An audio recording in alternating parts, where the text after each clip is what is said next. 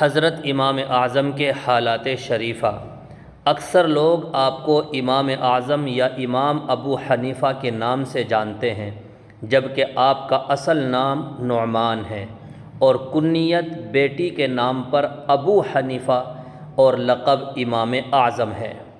نوشیروان جو ملک فارس کا بادشاہ تھا، آپ اس کی اولاد میں سے ہیں۔ آپ کے والد کا نام ثابت ہے، تو آپ کا پورا نام اس طرح ہوا نعمان بن ثابت۔ آپ سن 80 ہجری میں پیدا ہوئے۔ یہ وہ زمانہ تھا کہ جب رسول اللہ صلی اللہ علیہ وسلم کے بعض صحابہ موجود تھے۔ چھوٹی سی عمر میں آپ کو دین کے علم پڑھنے کا شوق ہوا اور قرآن کریم 7 قراتوں میں پڑھا اور 4000 عالموں سے قرآن و حدیث کا علم پڑھا۔ آپ کے استاذ بڑے بڑے بزرگ اور پرہیزگار تھے۔ آپ کے شاگرد بھی بڑے بڑے بزرگ اور عالم ہوئے، جیسے حضرت امام ابو یوسف، حضرت امام محمد، حضرت فضیل بن عیاض، حضرت ابراہیم بن ادم، حضرت بشر حافی اور حضرت داؤد طائی وغیرہ وغیرہ۔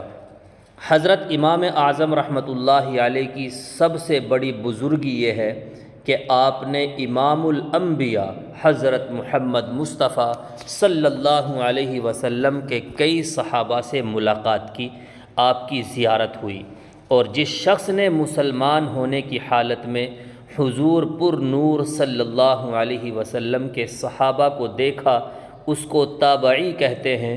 اور تابعی کے بارے میں حضور اکرم صلی اللہ علیہ وسلم ارشاد فرماتے ہیں کہ جس نے میرے دیکھنے والے مسلمان یعنی صحابی کو دیکھا، وہ دوزخ میں نہیں جائے گا۔ تو آپ کو تابعی ہونے کی بزرگی بھی حاصل ہے۔ بخاری شریف اور مسلم شریف میں لکھا ہے کہ رسول اللہ صلی اللہ علیہ وسلم نے ارشاد فرمایا کہ ملک فارس میں اللہ کا ایک ایسا بندہ ہوگا کہ اگر علم آسمان پر بھی ہو تو وہ علم کو آسمان پر سے بھی اتار لائے گا اور علم کو حاصل کرے گا۔ یہ پیشین گوئی امام اعظم رحمۃ اللہ علیہ کے لیے تھی، کیونکہ ملک فارس میں آپ کے برابر کا کوئی عالم نہیں ہوا۔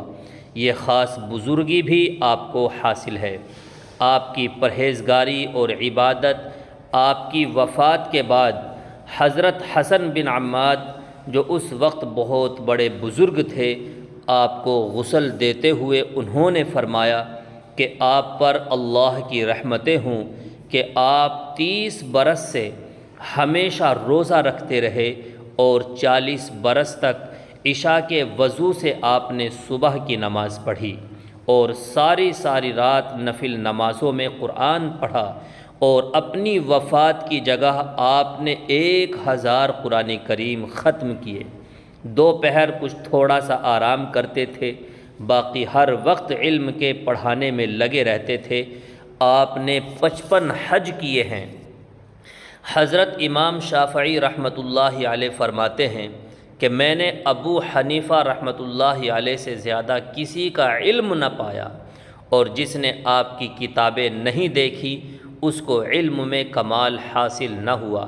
آپ کی پرہیزگاری کا یہ حال تھا کہ جس پر آپ کا قرض ہوتا، آپ اس کی دیوار کے سائے میں کھڑے نہ ہوتے تھے کہ سود لینے کا گناہ نہ ہو جائے۔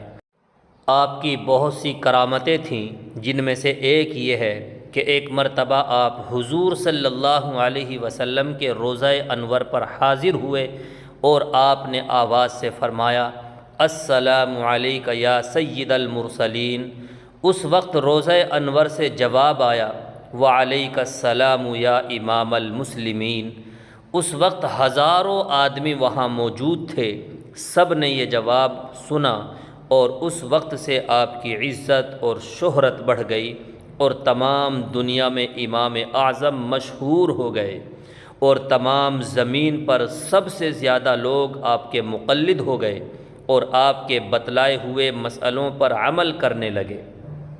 اس کے بعد سن 150 ہجری میں 70 سال کی عمر پا کر آپ نے وفات پائی، اور اللہ و رسول کے حکموں سے باغ دین کو روشن اور سرسبز کر دیا۔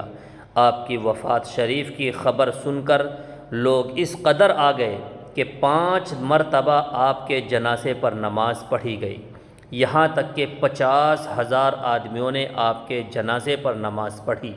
اللہ اکبر! آپ اللہ تعالیٰ کے کیسے مقبول اور پیارے بندے تھے۔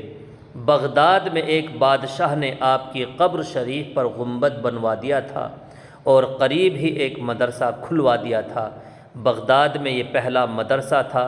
اللہ تعالیٰ آپ پر اپنی رحمت نازل فرمائے اور آپ کو